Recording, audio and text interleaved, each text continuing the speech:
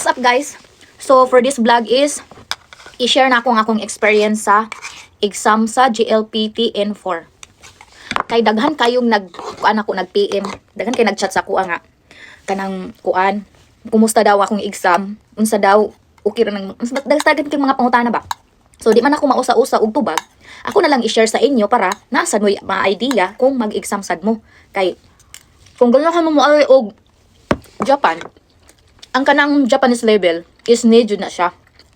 Bisag unsa nga kan like basta kabalo na mo ana GLPT, GFT baron or unsa pa diha, need jud na sa Japan ang Japanese level. So karon ako i-share sa inyo ang akong experience o para maka-idea mo kay syempre na mo kung mo kung mo exam mo og kanang ingon ana, syempre para naasan mo yung idea. Kay ako ni exam ko, amo ko yung idea, bahala na lang. No, bahala na lang wala ko yung idea, no. Basta kamo, at least matagaan ta mo og idea. So, ang exam sa GLPT N4, kay ang akong gisuwayan kay GLPT N4 man, niya kay kibaw biya, bali mo kibaw, no. Gikan ko nagbakasyon sa Pinas. Nya pag abot diri exam dayon. Yun na dira. Bakasyon pa more. Exam pa more.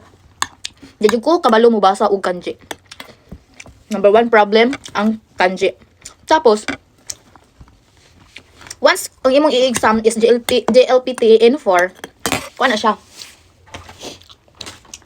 Tulo na siya ka, kuan, klase nga exam. Na siya'y vocabulary, grammar, reading, tapos listening. Kunya karon ang ato sang hisbutan ang vocabulary kay grabe. Ato sa ni part 1, part 2, part 3 kay ngal-ngal ning baba sa inyong ka-farmers.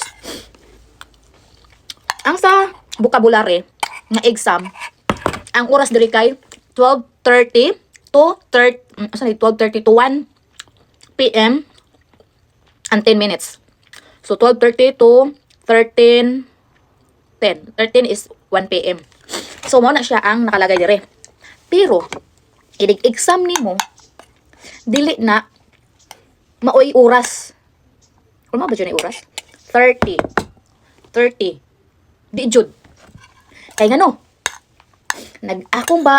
sa akong experience, nag-exam ko, 25 minutes, adto 25 minutes ang kanang vocabulary. Unya, ay pag-exam, ang naa sa vocabulary is mga kanji. So, alams na, nga ang inyong ka-farmers, kay why nahibawaan nga kanji? When hibawaan nga kanji jud bisan usa. Nga ang exam na is 1 to kila to? 1 to nalimot ko. Basta kanang 25 minutes is 1 to 30 ba yun? Ba to? Kanang vocabulary. Basta na siya kanang section 1 to 10 tapos 22 ay di na lang kumukan kay basta masayop ko. Basta mao na siya nga. Tagata mong example ha. Kay kanang kuan pa man kayo kanang bago-bago pa sa akong hunahuna ba. Akong exam gahapon, December 10, 2024.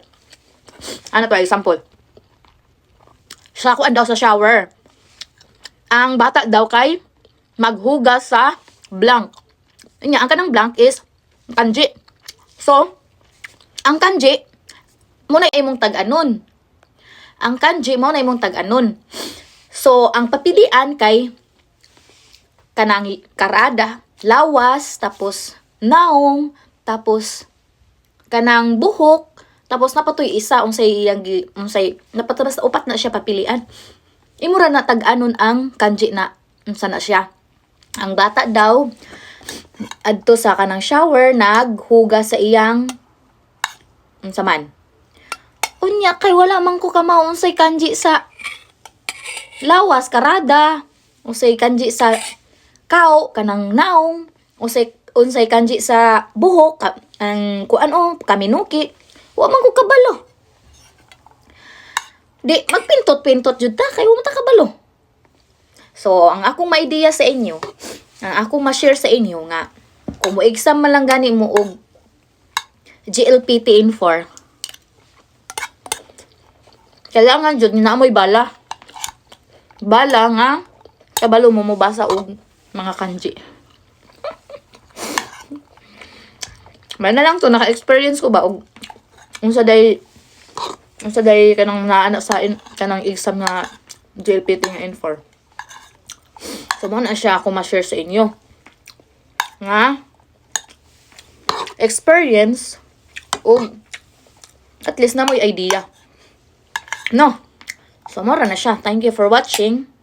Ang sunod na po nga video is atong reading. Ay, grammar reading.